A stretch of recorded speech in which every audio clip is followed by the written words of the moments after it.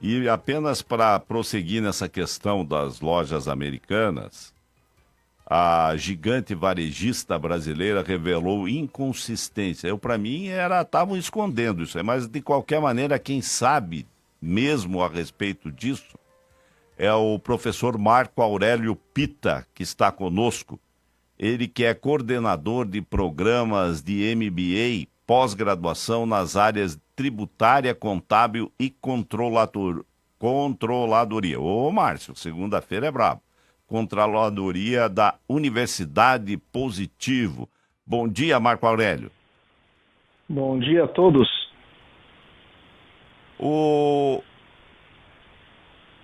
Queria perguntar para você, professor, quais foram as principais causas para esse rombo nas finanças da Americanas? Bom, o que a gente ainda não tem respostas claras é exatamente essa pergunta que você fez. Porque foram encontradas inconsistências. Vale lembrar que o presidente das Americanas, o novo presidente até então das Americanas, assumiu o cargo no dia 2 de janeiro de 2023, e depois de 9 dias, ele, junto com o atual CFO, até então, né, descobriram que havia alguma irregularidade em seus balanços. Quando eles perceberam isso, eles viram realmente que o caso era grave, eles anunciaram em fato relevante, né, para o mercado, que, olha, o passivo das lojas americanas não é exatamente aquele, né? E aí começou toda essa confusão até chegar aí na recuperação judicial anunciada recentemente pelas lojas americanas.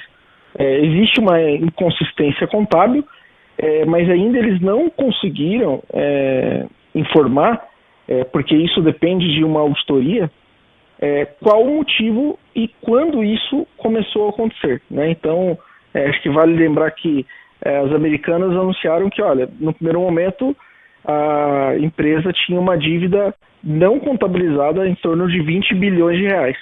Isso subiu para 43, né, recentemente, e agora realmente a gente depende aí de mais detalhe que deve ser divulgado em breve aí pelas próprias lojas americanas. Agora, professor,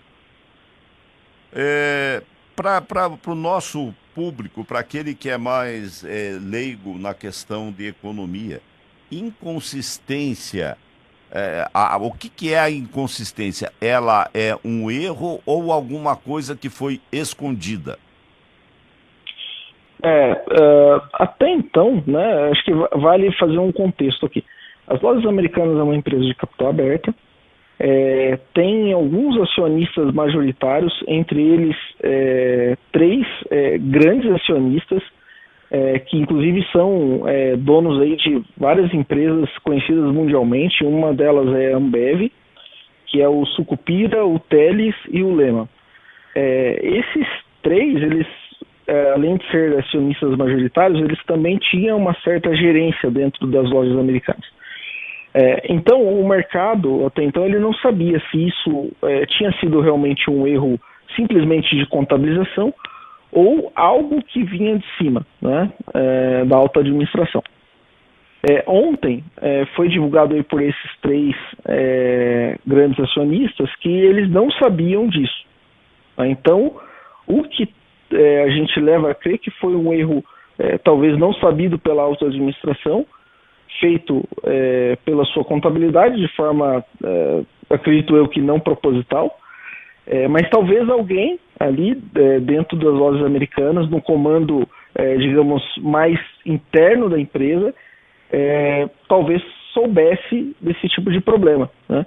E o que chama atenção, sabe, é que no segundo semestre de 2022, os grandes diretores das lojas americanas fizeram uma venda de muitas ações que passaram ainda da casa de 240 milhões de reais. Então isso chamou muito a atenção, né? Por que você faz isso no momento de alta das ações? E que no comecinho do ano, né, vale lembrar que as lojas americanas, elas praticamente viraram pó as ações, né? Então, isso chama atenção, mas, novamente, a gente ainda não sabe exatamente quem é o culpado, mas isso está sendo investigado. Agora, esses três investidores, aos quais, na realidade, que detêm a maior quantidade de ações das lojas americanas, esses mesmos três parece que tiveram um probleminha nos Estados Unidos lá e tiveram que pagar uma multa, não, professor?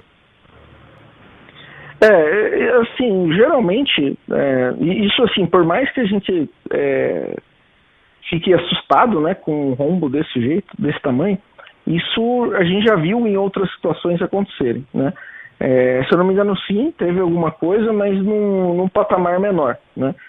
O que chama atenção é que as lojas americanas, o rombo, 20 bilhões, é muito estranho você ver na situação que a gente encontrou, né? Então, realmente foi uma surpresa para todo o mercado, mas como eu disse, né, isso está sendo investigado e pode ser que realmente eles, né, esses três grandes acionistas aí realmente não sabiam, né? Mas somente depois das investigações para a gente ter certeza do que aconteceu. Agora, professor, ninguém vai ser CEO de uma empresa tão grande se não tiver conhecimento de economia, se não passou sendo seu aluno. De qualquer maneira, quando escolheram esse novo CEO para... não sabiam que ele ia lá, ia descobrir o problema, ia mostrar para o mundo, ou foi avisado isso antes, ou foi feito assim, como é que é, fazendo parte de um cronograma?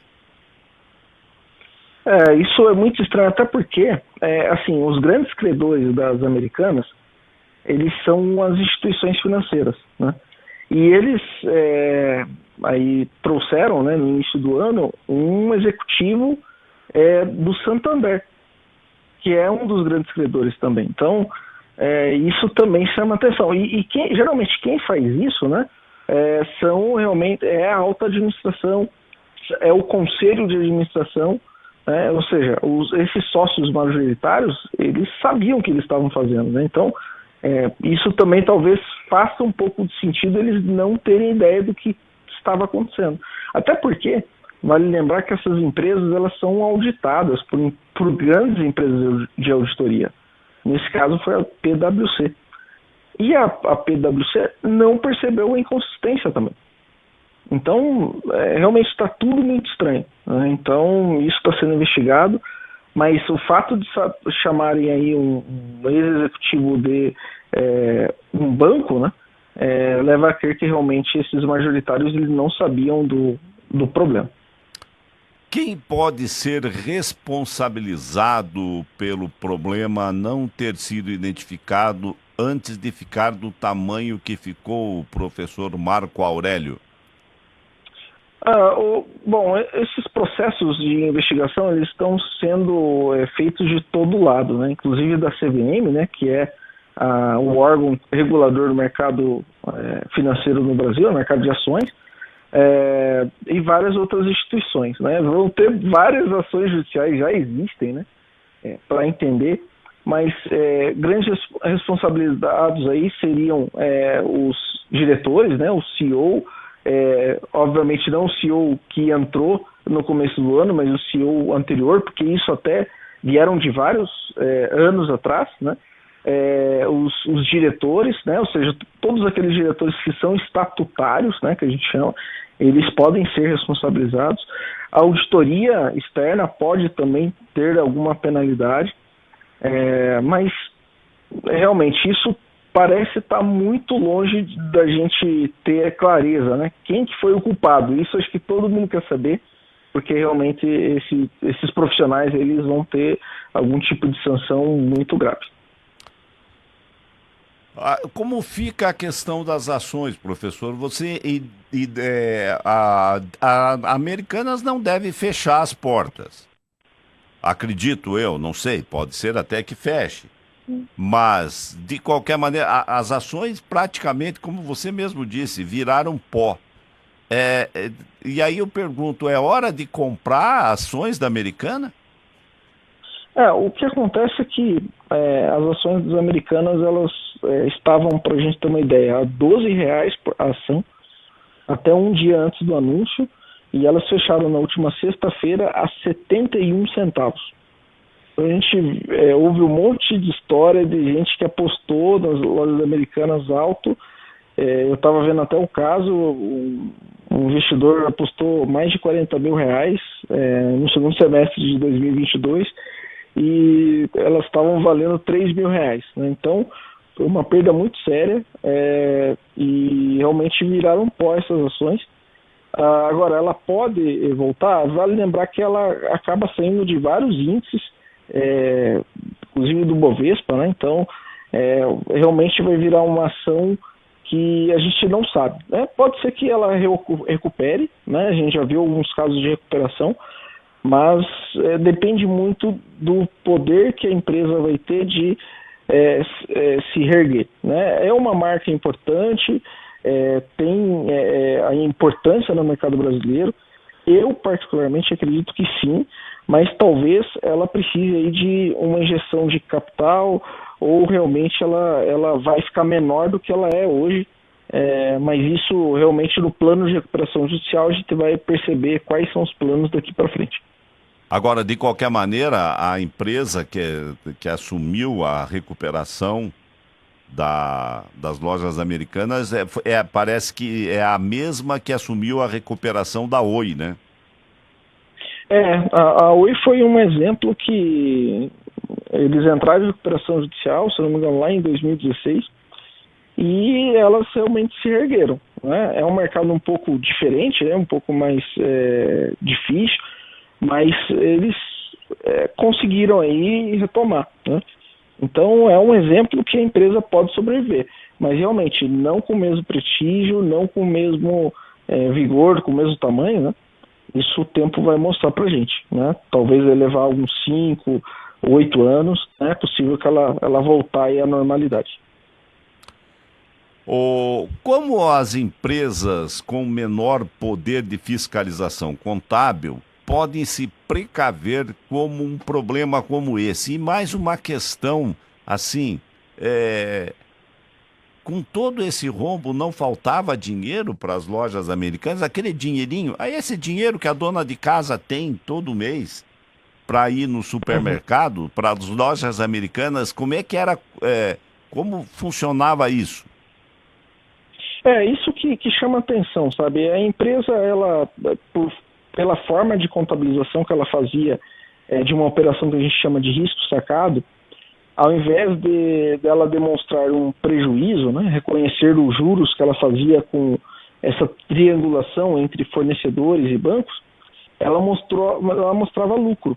Inclusive, ela distribuiu muitos dividendos, inclusive no ano passado, né? Então, isso chamou muito a atenção. O que acontece agora é que, como a empresa ela tinha uma dívida maior do que ela contabilizava e mostrava e divulgava, né? Trouxe uma insegurança onde os bancos não querem mais fazer essa operação, que dava um alívio no capital de giro da empresa. Então, por isso que as lojas americanas começam agora a ter um cenário bem desafiador pela frente. Mas ela tinha dinheiro em caixa, né? Mas agora, por conta de todo esse escândalo, realmente o caixa dela vai diminuir sensivelmente, mas a recuperação judicial ela vai trazer esse alívio, né? Até para evitar de demissões em massa e coisas assim. Então a gente deve ver uma recuperação mais no médio e longo prazo, mas isso serve, acho que, de alerta para as empresas, principalmente empresas familiares, que muitas vezes têm mais de um sócio, né? Então os sócios, os empresários ficarem realmente atentos à sua contabilidade, né? Porque esse rombo ele pode acontecer em qualquer empresa. Quais são as melhores formas de evitar inconsistências contábeis nas finanças de uma empresa, professor? Eu acho que o monitoramento, né, interno, criar aí pontos de controle para que seja verificado realmente se o estoque aquele que a empresa tem, se é verdadeiro, se realmente o contas a pagar, as dívidas são aquelas mesmas, né? Então, eu acho que o acompanhamento mais próximo do empresário, ter uma área de contabilidade com um perfil sênior, né, com pessoas experientes, né, então dar mais importância para a contabilidade. Eu vejo muitas vezes empresas, principalmente familiares, né, olhar só para planejamento tributário, só para pagar menos imposto, né, mas tem que olhar para a contabilidade de um jeito diferente, né, dar importância para essa área, porque se você tem uma contabilidade bem estruturada, se você tem bons controles, se você tem uma auditoria interna e uma auditoria externa, as chances disso acontecer são bem pequenas, né? Então, essa é a minha recomendação aí para os empresários. Agora, professor, mas as lojas americanas não tinham tudo isso, professor? Tinha. Isso que chama atenção. Quer dizer, isso que a gente imagina, né? Porque é uma empresa centenária, uma empresa de capital aberto, que em tese tem todos os níveis de estrutura, de governança que a gente imagina nas grandes empresas, mas realmente, como eu falei no começo, né, só uma investigação mais apurada que vai mostrar. Por isso a surpresa, sabe? Por isso a surpresa de uma empresa tão estruturada ter um rombo desse tamanho. Muito bem. Nós conversamos com o professor Marco Aurélio Pita, ele que é coordenador de programas de MBA nas áreas tributária, contábil e controladoria da Universidade Positivo. Muito obrigado por essa conversa de segunda-feira aqui, professor Marco Aurélio.